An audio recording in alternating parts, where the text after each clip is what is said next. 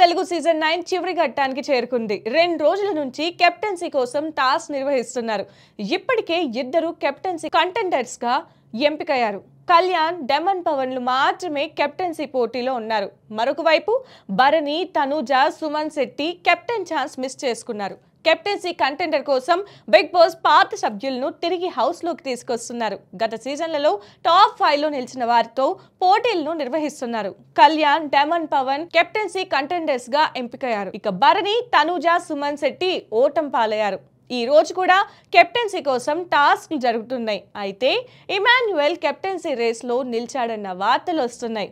ఇదే కెప్టెన్సీకి చివరి వారం కావడంతో హౌస్ మేట్స్ మధ్య పోటీ బాగా పెరిగింది. ఈ నేపథ్యంలో చివరి వారం ఎవరు కెప్టెన్ అవుతారన్నది ఆసక్తికరంగా మారింది. అయితే పవన్, కళ్యాణ్, ఇమాన్యుయల్ మధ్య పోటీ ఉంటే ఆట రసవత్తరంగా సాగే అవకాశాలున్నాయి. ఇప్పుడు టాప్ 5 లో ఉండేందుకు హౌస్ లో ఉన్న 9 మంది సభ్యులు తీవ్రంగా ప్రయత్నిస్తున్నారు. మరి ఎవరు చివరికి మిగులుతారన్నదే చూడాలి.